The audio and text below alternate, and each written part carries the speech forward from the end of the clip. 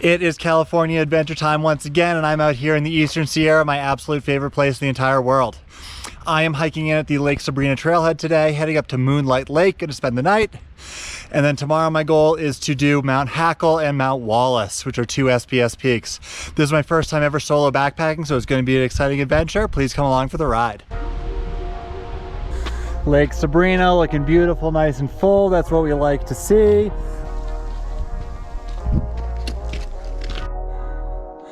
So the first thing I've realized about solo backpacking is that you have no one to split up the communal gear with, which is a bit of a bummer, right? We got the tent, the bear can, the stove, everything that, you know, I usually split with my partners now on my back, which means we have a moderate sized load. But because I'm only going in for a night, the food isn't really all that heavy. We're gaining a little elevation. I am definitely feeling it. I spent the night in Mammoth last night, try to get a little acclimatized. Don't feel like it made a difference. I'm really hoping that tonight, sleeping around 11,000, I'll feel good at 13 tomorrow, but we shall see.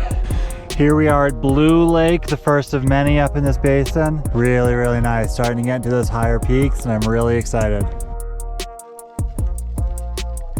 We're about 4.5 miles from the trailhead. So far this trail's been excellent. There was one stretch of climbing to get kind of out of the Lake Sabrina basin, but ever since then it's been really flat. There's been a lot of slab walking, pretty chill. Dingleberry Lake, I think we're probably going to be in the shade for the rest of this hike as the sun has just gone down over the Sierra Crest. Still super beautiful though. Last trail junction, I'm going this way. I'm not going to Hungry Packer, I'm actually going to Moonlight, but I got less than a mile to go, which I'm really excited about.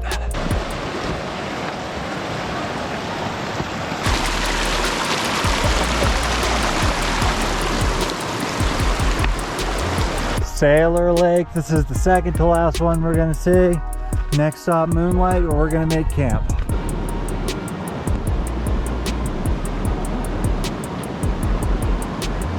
And here we are, Moonlight Lake. Got just enough daylight to probably make camp and make some dinner, and then we'll be calling it early because we got a big day tomorrow. Found this great campsite, really sheltered in case you get any wind or anything tonight. And step one is gonna be to get some water, and then we'll probably set up the tent while we're making dinner. All right, so the sun has definitely gone down. Camp is made, everything's ready in the tent, dinner's almost rehydrated. So I think I'm gonna call it a night. I'll see you in the morning. Tomorrow. All right, good morning. It is day 2. Slept pretty well last night. I was woken up once or twice by some gusts of wind, but I was able to get back to sleep pretty easily. The alarm went off at 7. The temps are doing okay, but I love the blue sky. I love this sun. Not smelling any smoke. There was a brief moment yesterday where we did smell a little bit, so I'm looking like it's gonna be a great day. I believe that peak way in the back in the center of the screen is Mount Hackle. To get there, I'm going to kind of go cross country up this ramp, scooch around the left side of this peak in the foreground that I don't think has a name. Then once I get behind there, we'll get to the Hackle Wallace Call, go up Hackle, traverse across to Wallace, then come back down. So far, it's been all right. We've just kind of been walking on these slabs. I'll take it over Talus. That's Hungry Packer Lake down there, looking really nice. We're moving, making steady progress. Gonna head up this ramp in the middle of the screen. Then once we get around this peak, they don't think has a name, we should kind of see what we're gonna be up against today. So that's Hackle right there. We got Wallace right there, the left. This is gonna be my descent ideally. And I need to figure out what I wanna do. I either can stay super high in these rocks and avoid the snow, but I'm thinking I might just spike up and walk up the snowfield. That might be faster going.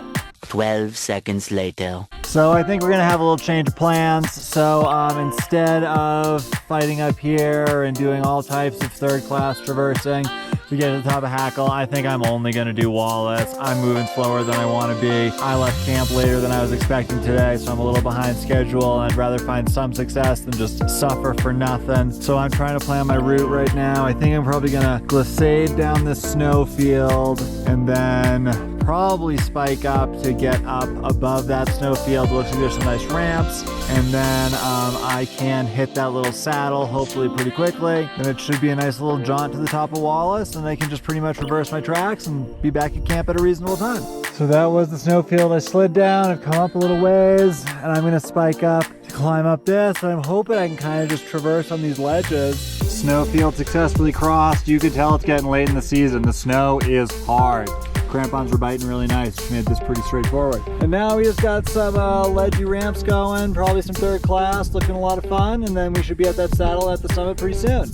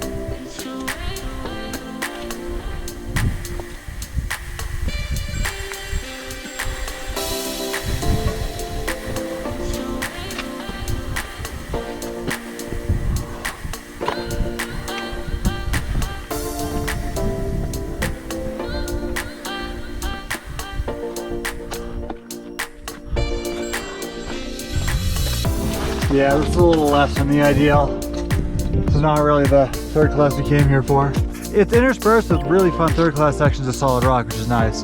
Just came up at the saddle. I am above 13,000 feet, so the summit's about 300 feet up. Get a glimpse into the evolutions, which you'll see a lot more of soon. Should be at the top in no time.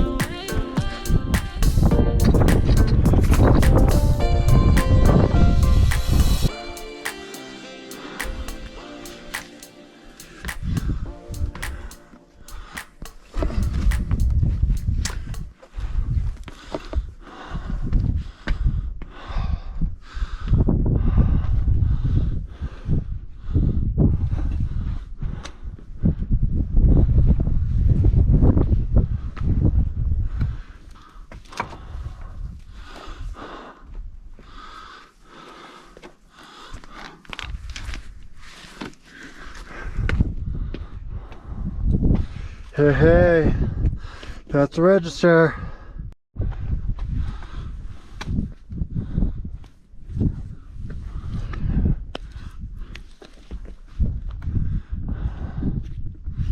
This is the summit block.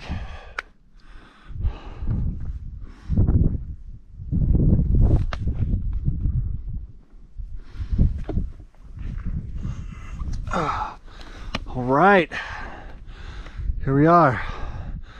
Count it. Here we are at the summit of Wallace, and it is incredible. That lake in the foreground is Echo Lake, and then behind this ridge in the front is kind of the Bishop Pass area. So I can see Cloud Ripper hanging between those two mountains. Then as we swing this way, the two big peaks, you have Agassiz on the left, and then Mount Sill, the really sharp pyramid-shaped ones, and you have kind of the rest of the Palisades. And now we are swinging south. I can't name too many of these mountains, but there's a lot of really big, really remote peaks around here. Now we're kind of swinging, looking into the evolution. So that mountain right there is Mount Fisk with the little glacier down below. The big peak behind Fisk is Mount Goddard, always beautiful, always presiding everywhere. Down low we have some unnamed lakes, but there is absolutely beautiful courtesy of the glacier depositing some of that till to make them all fancy and blue. Evolution region. Down there is Crabtree Meadow, and then I can just see the canyon that the South Fork of the San Joaquin River cuts. Look a little more north now. The big peak in the background is Mount Darwin, and then we have Mount Hackle in the foreground, a little hard to see against it. Over there is Mount Humphreys with Mount Emerson on the right. And then this is the summit pinnacle of Wallace. I came up on this side, just kind of lie-backed it. And now we're going to start descending. We are going to be descending through a lot of choss, and it is about to begin, unfortunately.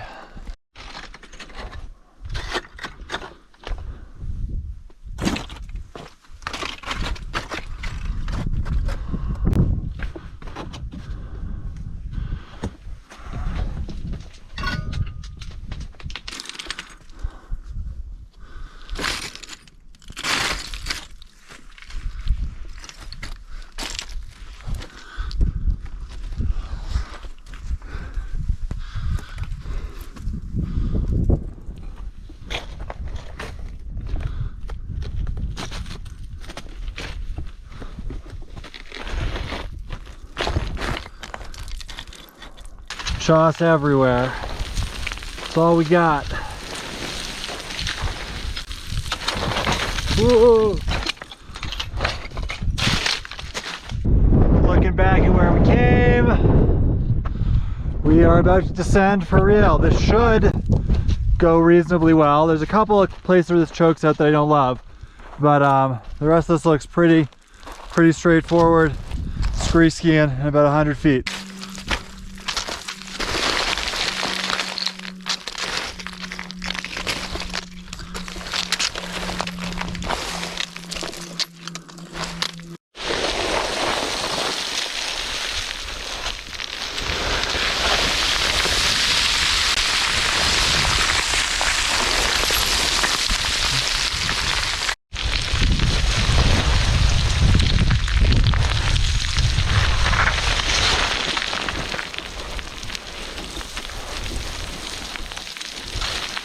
Just came through the chute, and this is about to open up and get a lot easier. I could not imagine ascending this peak this way. I would not go up the southeast face if it were me personally, but to each their own. There are definitely some choss monsters out there. Yeah, so this opens up pretty nicely in about 50 more feet, and it should be really smooth sailing to the base.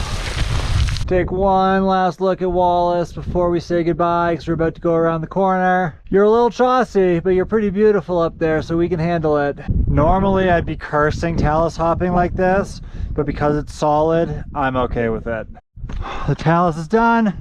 We're back to the slabs. We should be able to see at least where the campsite is. Once we go a little further, feeling good. It's amazing, right? In the morning I'm going uphill. I'm around here somewhere like 5,000. I'm dying. On the way down, you feel like Superman. That right there is Moonlight Lake where we camped. We are exceptionally close to the tent. I can't wait. Look at this. We made it. I have a feeling there's gonna be some sand in my shoes. Ooh, I am right. Oh my. On the other one, probably a little worse actually. Oh yeah. So I just got back to camp. It took me 5 hours to get to the summit of Wallace and back here. I'm gonna catch my breath real fast, eat some lunch, then pack everything up and hike out because I'm trying to get to San Francisco before tomorrow. The pack is on my back and we are starting to hike out. Yesterday they gave me about 7 miles, so hopefully we can do that in about 2.5 hours. We are about to cross the inlet of Dingleberry Lake. This is a very long creek crossing.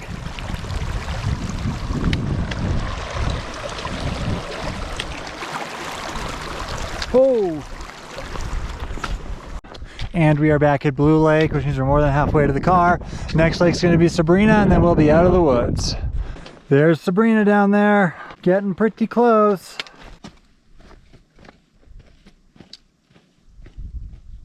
So we are back on the road heading to the car, so this adventure is coming to a close.